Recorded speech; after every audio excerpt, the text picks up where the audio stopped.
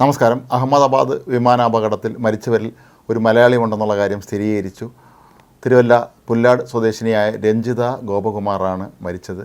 ഇവർ ലണ്ടനിൽ നഴ്സായി ജോലി നോക്കുകയായിരുന്നു. നാട്ടിൽ വന്ന് മടങ്ങി പോകുമ്പോഴായിരുന്നു ഈ ഒരു അപകടം നടന്നത്. ഏതായാലും മലയാളികളെ സംബന്ധിച്ചിടത്തോളം ഏറെ ദുഃഖകരമായൊരു കാര്യം തന്നെയാണ്.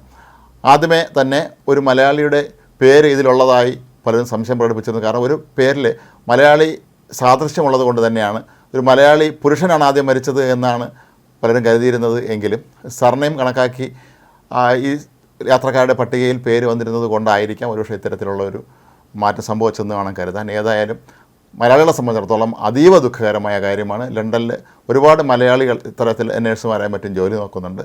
മലയാളി സമൂഹത്തെ സംബന്ധിച്ചൊക്കെ തന്നെയാണ് വളരെ ദുഃഖകരമായ ഒരു സംഭവമാണിത്.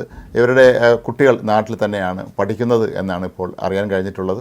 ഏതായാലും പത്തനംതിട്ട ജില്ലാ കളക്ടർ ഉൾപ്പെടെയുള്ളവരാണ് ഇപ്പോൾ ഇക്കാര്യം സ്ഥിരീകരിച്ചിട്ടുള്ളത്. ഏതായാലും സംസ്ഥാന സർക്കാർ ഇനി തുടർന്നുള്ള നടപടിക്രമങ്ങൾ എന്തായിരിക്കുമെന്നുള്ള കാര്യത്തിൽ അടിയന്തരമായി തന്നെ ഒരു ധാരണ ഉണ്ടാക്കാനാണ് സാധ്യത. പലപ്പോഴും വിമാനാപകടവും തീവണ്ടി അപകടമൊക്കെ ഉണ്ടാകുമ്പോൾ നമ്മളെപ്പോഴും പറയാറുള്ള കാര്യമാണ് അതിലേതെങ്കിലും ഒരു മലയാളി കാണുമെന്നുള്ളത്. ലോകമെമ്പാടും മലയാളി സാന്നിധ്യമുള്ളത് തന്നെയാണ് ഇത്തരത്തിലുള്ള നമ്മളൊരു വിശ്വാസനൊക്കെ തന്നെ. കാരണം അതുകൊണ്ട് തന്നെ സ്വാഭാവികമായി ലണ്ടനിലേക്കുള്ള വിമാനം അപകടത്തിൽപ്പെട്ടു എന്ന് പറഞ്ഞപ്പോഴും മലയാളികൾ ആരെങ്കിലും തീർച്ചയായും ഉൾപ്പെട്ടിരിക്കുമോ എന്ന് പലരും സംശയം പ്രകടിപ്പിച്ചിരുന്നത്. ഏതായാലും ആ ഒരു ഭയമാണ്, നമ്മുടെ ആശങ്കയാണ് ഇപ്പോൾ പുറത്തു വന്നിരിക്കുന്നത്. രഞ്ജിത ഗോപകുമാർ ഏറെ വർഷങ്ങളായി അവിടെ ലണ്ടനിൽ നഴ്സായി ജോലി നോക്കുകയായിരുന്നു.